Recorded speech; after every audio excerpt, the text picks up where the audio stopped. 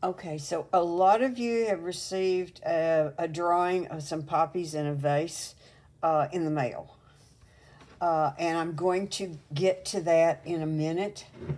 Uh, I've added a little drawing exercise to the front of this for those of you that want to explore something more with this. This is a poppy from Hobby Lobby. Uh, and I'm just going to show you. Just watch. Yeah. So you probably can't see the poppy very well. All right, there's one drawing over there. So I hold this at different angles. And of course, the angle I'm seeing it from is not the same one you would anyway. So this is just more about the drawing. So some of the things to think about this, you might even want to do some just things like that to loosen up. This is a charcoal pencil, which I think is kind of nice to work with. I'm not big on charcoal, but this has got a nice drag to it. It feels about right. So I like to feel the pencil drag on the paper a little bit, but not too much. So I'm just going to make some overall shapes that are kind of like what I see. Okay, you could play around. You could have, you could do a lot of lines in there, for instance. And then you can pick out the ones that kind of work for you. So now I'm contour drawing. Does this show up on the, well, it's fixing to show up. And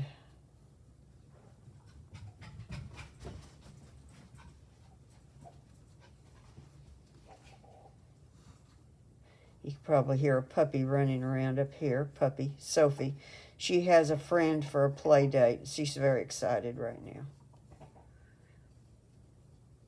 So I'm basically going around the outside of the flower. And one of the things that I want to think about, so this is the outside of multiple petals. I haven't separated them yet. One of the things I want to think about in this, you see how I've got some little shapes and then I've got some bigger curves. I want to be sure that I don't get all of these, the same or the same size. So if I just follow mostly what I see on the flower, I can pretty much get that. But if too many of them seem to be hitting the same size, then I'll simply exaggerate some of them and make them a little bit large or a little bit small.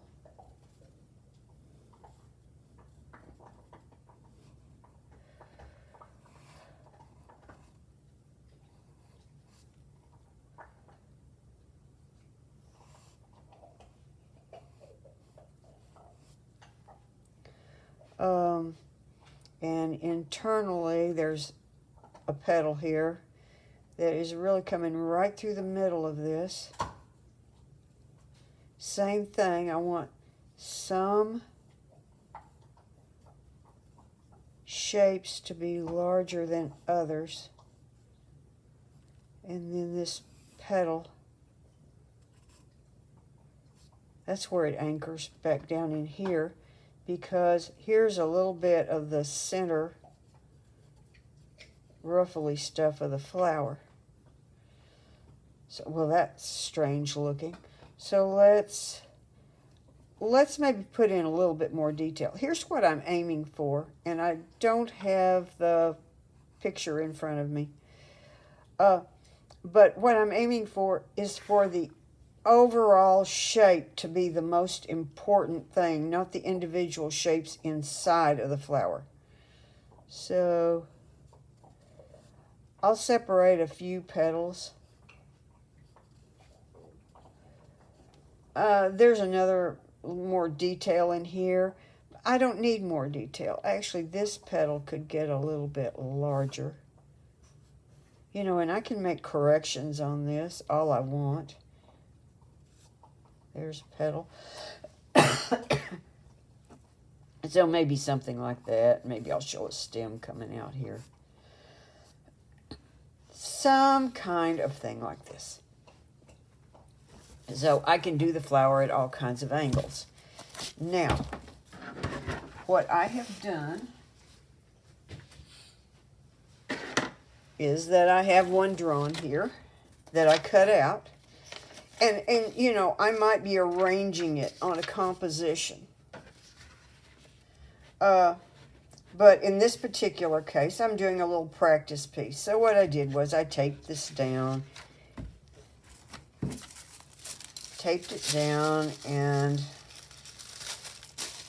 put my tracing paper under it. You know the way we do this. Okay.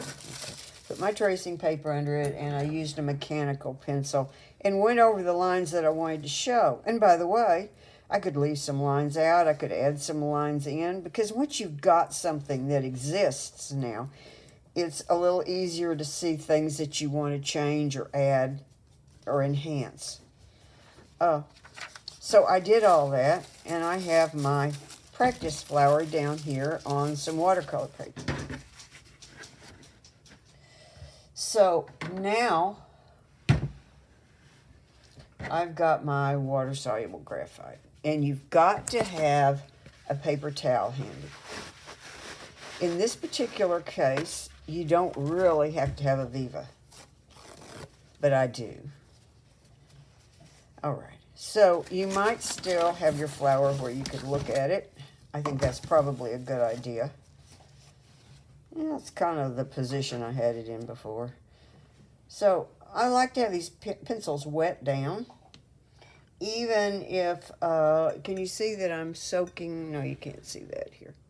I'm kind of soaking the pencil for a minute. There's such a thing as soaking it too long. Don't put it down in the water and go off and leave it. You know, 30 seconds or so is great.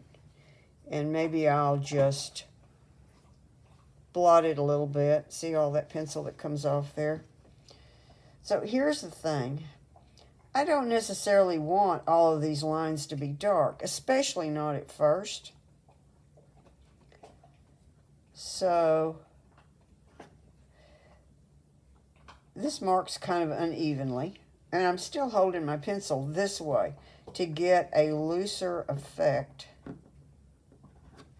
Now, as I continue to work with this pencil, it'll get softer and softer, and things will change, and I'll adjust to it. So I don't know where I want my dark lines. Here's all I know. What I know is, and I've turned this sideways so I can make a fatter line, and then a skinny line, and then let it disappear, and then let it come back.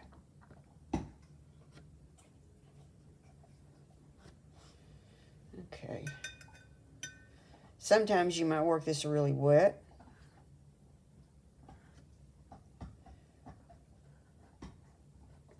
You got an area that you're particularly fond of, you might want to emphasize it by getting it extra dark. But it's not just the thick lines that count or the lines that count. It's also the places where there aren't any lines at all, where you have a total lost edge that can be a really beautiful thing.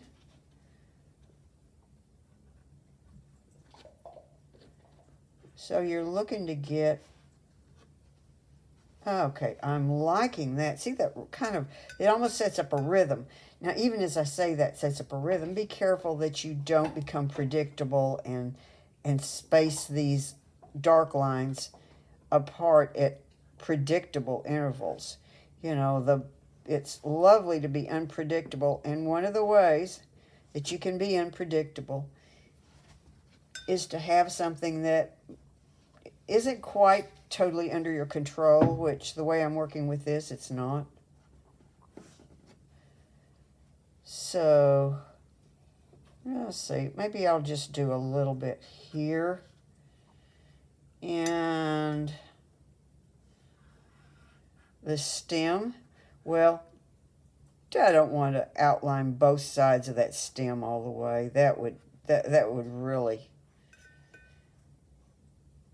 I don't know, feel unpleasant. There's the tip of a, whatever that leaf is that's right under the flower. It's got a name. People keep telling me the name and I keep forgetting. Here's some of those little ruffly things around the center. This one you could see the like little center thing on it. Okay, maybe Oh, it's, you know, it's sort of addictive. Sometimes you don't want to stop, but it's better to do less than more, because you can always add more. You can add more right at the very end of this. So the next thing I'm going to do is dry this. Or maybe not. Wait. Let's just go ahead and spritz it. Let's see what happens.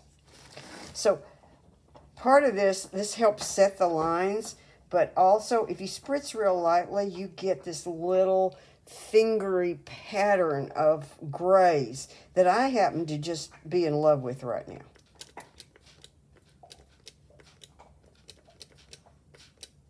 See that grow? And if I get it too wet, it'll just flood and be ordinary.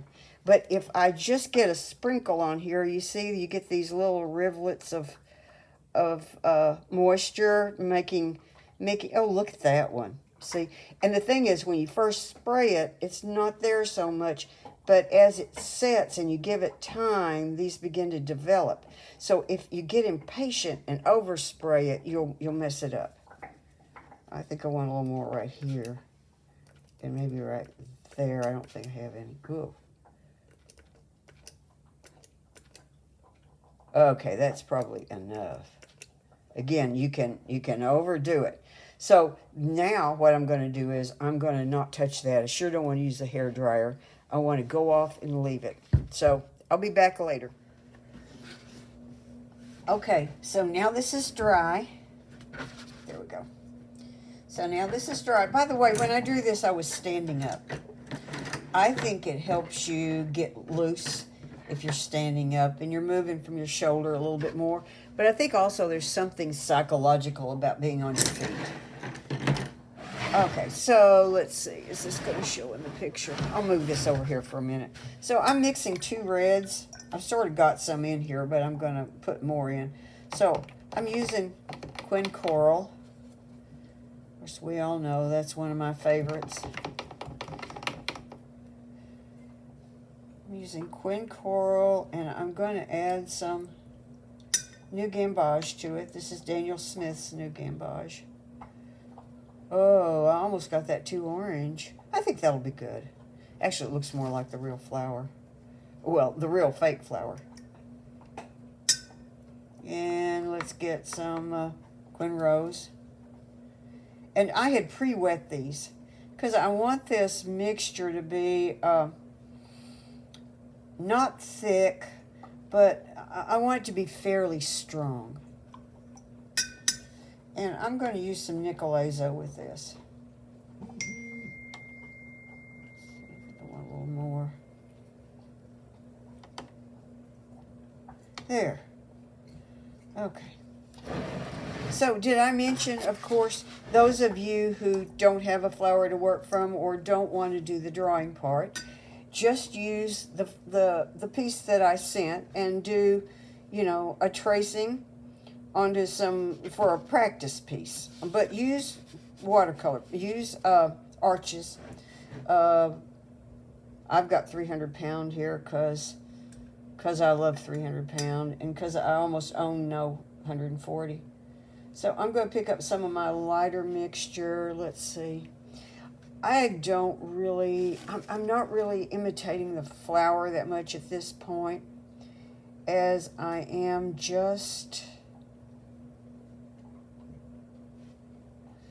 I basically, I want color in here, but I'm not, let's see, wait a minute, let's get just a little New Gamboge and float in here. See, all these colors are going to run together.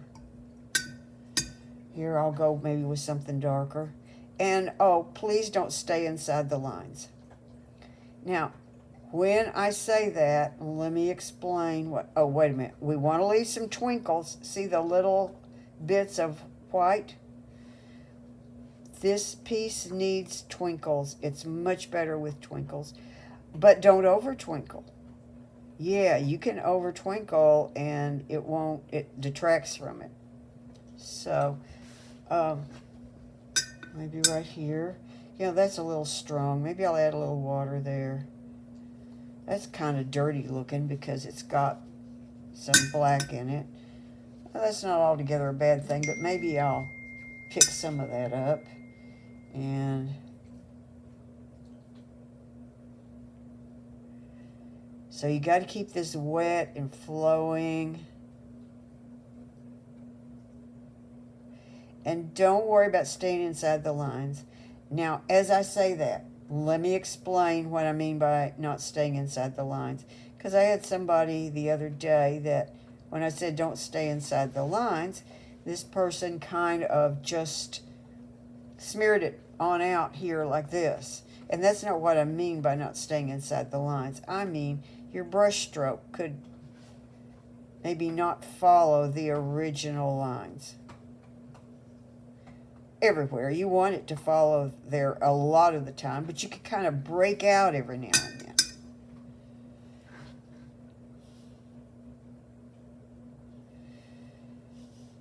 So, is there any rule about where I'm putting my twinkles? You could have them be meaningful. I had someone the other day that you could see that this has sort of got ribs in it. And so she made her twinkles sort of lengthwise and thin. And that was a real good look.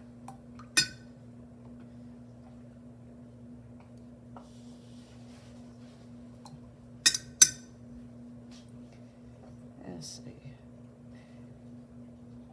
So the other thing I might do here. So this looks fairly dark. Hopefully it's not going to be too dark when it's dry. I'm looking for kind of mid-tones. And then, I want these edges to dance. See how they're playful? There's some extra little white areas that I left, twinkles that I left right there at the edge. So this flower has this dancing profile to it, or silhouette. You could add to that by just throwing in a few splatters. I didn't want the splatters out there. There. I think that's perfect. Okay. That's your practice for today. You could go ahead and do some green in there if you want. I didn't mix a green. And I really don't even have a place to mix a green. Let's see. Let's mix a green real fast. Have to clean a place.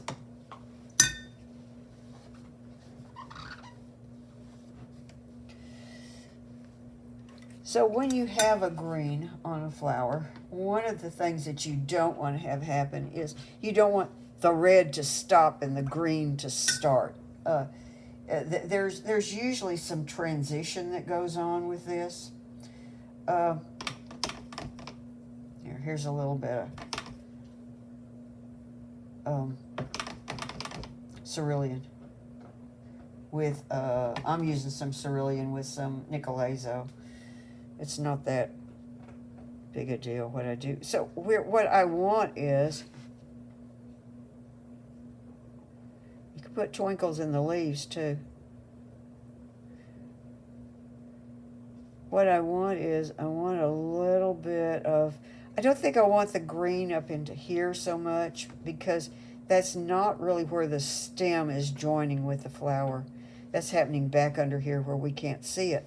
But I could take a little bit of the red and run into my green. There. Okay. So that's your practice for today. When this is dry, we'll go back and maybe add some bits more of dark to it. You might do several of these. I said we could. I really don't want to do this right now. This is probably not the time to add this in here.